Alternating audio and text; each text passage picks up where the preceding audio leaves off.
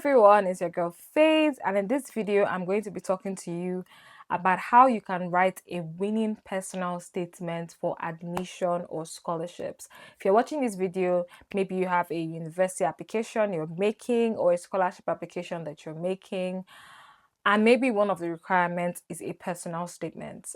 In this video, I'm going to be walking you through all the key aspects of your personal statement.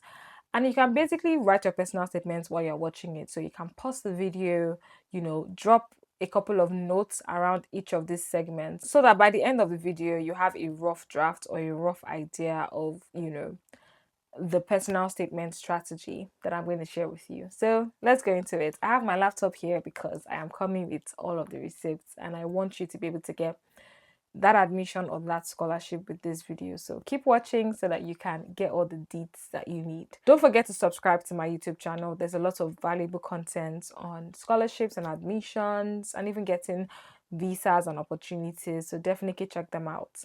But in this video, let's talk about writing a winning personal statement. So the first thing that you need in your personal statement is a captivating intro. You need to have an intro that arrests attention. So whether it's a story that inspired your course choice, or whether it's an experience you've had, or whether it's a problem that you saw and you decided to solve with your career path. But the first part of your personal statement needs to be your story. For me, my personal statements were for a master's in creative industries management and enterprise. And so I thought about the problems that I saw that led me to starting up a creative organization because I knew I wanted to apply for a creative course. So, depending on you, if you want to study medicine, what made you realize that it was medicine you wanted to study? If it's public health, what personal experience did you have that made you realize this is what you want to study? Start with an intro of a personal story that let you know that this is what you want to do. The next part of your personal statement is your background. So you said what inspired you. So what happened next? What did you do? So academic background. Did you now decide to study an undergraduate degree in that field? Um, or did you decide to work professionally in that field? So maybe you volunteered, you set up an organization, you worked in a company. What is your academic and professional background? It helps to even do the two of them, depending. It's okay to even put both academic and professional. It depends on what is most relevant to your application. So definitely put your background. So what were the some of the courses that you took that also affirmed this passion? If you're taking professional courses as well, what were the courses? If you work professionally, what are some of the things that you've done as well? For me, I talked about, some of the courses I had taken and also the work I had done as a creative entrepreneur. And I talked about the problems and the gaps that I noticed as well. Next thing you want to do is extracurricular or voluntary activities, but this is optional. If you have any extracurricular activities you did in uni, that relates to your reason for studying the course, you can put it there. If you have any voluntary experience as well, you can also put it there. But this is optional because if you don't have a wide range of reasons and inspirations for studying the course, then you don't need to talk too much about that. You can just be a captivating intro, your academic background, your professional background, and then why the course. Okay, so the next bit of your personal statement is why you've chosen the course. So you've given us a background already, you've given us your inspiration. The next thing that you want to do is why the course. So all of these things have led you to now realizing that you want to study the course. So what are the gaps you've noticed academically? What are the areas that really interested you academically? What are the problems that you've noticed professionally? What are the places that maybe you're lacking, your weaknesses? For example, for me, I had been running a literary organization for like 5 years. And while I'd had a lot of impact, I struggled with the business of the organization. And so the reason I wanted to study the master's was to learn business skills to be able to develop the organization into an impactful company. There are people that have wanted to study a master's because maybe they've been working in a broad field, but they notice a specific problem, and through the master's, they can, zoom in on that problem and have a larger impact. So the question is, why have you chosen the course? What problems have you noticed in yourself or in others or in the world? What areas of your professional work can be improved? What academic subject or topic piqued your interest? It could also be because of your undergraduate dissertation. Maybe you studied an undergraduate degree in a particular field. Or no, you did your dissertation on a particular subject and then it opened your eyes to see a theme or a research area that you're deeply passionate about. That's the next thing you want to put. Now, why the school? Why have you chosen the school? What is it about the school that you like? Good things to consider is number one, the ranking of the school in your course specifically, but also generally. Also, who are the lecturers? Is there any lecturer you're looking forward to meeting? Is there any lecturer that has experience or a research area that is related to the field that you're in? For me, I noticed that a lot of my lecturers in my university were experienced in creative entrepreneurship. So they were not just lecturers, but they also had creative businesses. And that was something that was very important to me. So who are the lecturers in your field, and what are some of the things that they've been able to do as well?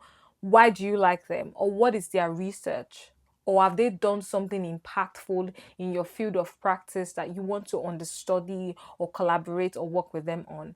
Aside from your lecturers, what are the course modules? What are the combination of course modules that the school offers that you like? So maybe you checked all the schools and it's just that school that offers that type of course module, those type of subjects. Maybe that could also be a factor. Also, aside from academic benefits and lecturers, what are the extracurricular benefits? What are some of the activities that the school does? What are some of the departments or non-academic benefits that the school can offer you? For example, my school did a lot in enterprise development for creatives, and that's something I also mentioned.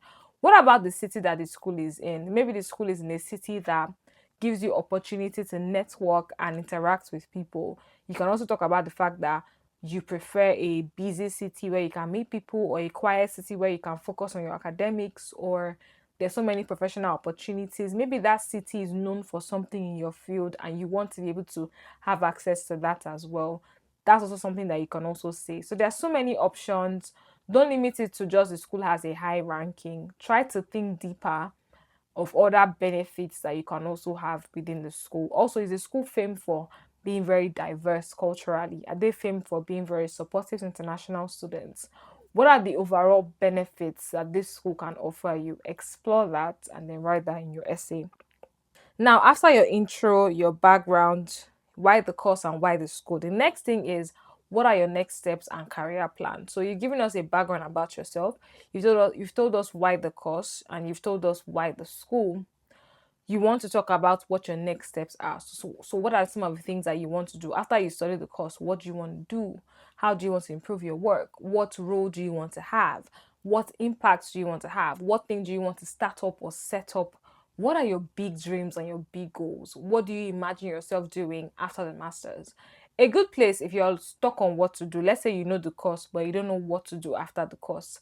Most course pages have a list of like fields and career paths that you can work in. So you can check the list of the career paths and fields that you can work in on those course pages, and then you can now use one of them as your examples if you're stuck on like what to say as well. You can also talk about tying some of the things you learn in the course to some of your future goals.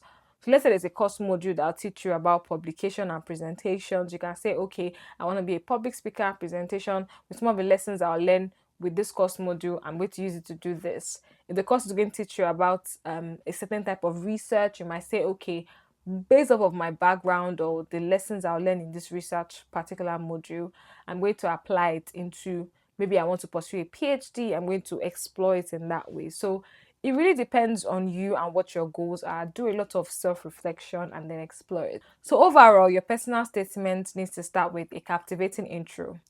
A very captivating intro about, the inspiration behind studying the course and the reasons you decided to study the course. The next thing is also your background, so your academic and or professional background. The next thing is any extracurricular activities or volunteering. And the next thing is why the school and then why the course, or why the course and why the school. Yeah, in that order. So it's better to say why the course and then why you think the school is the best place to study the course. And then you end it with where you see yourself after you're done with the course. It's so important. Okay. Also try to add ways that you're going to add value to the school. So figure out societies you're going to join, department you're going to collaborate with, things you're going to do as a student, and talk about that in your personal statement. Everybody's going to talk about how they're going to take from the school, everything the school is going to give them. But try to talk about how you're going to be an ambassador of the school.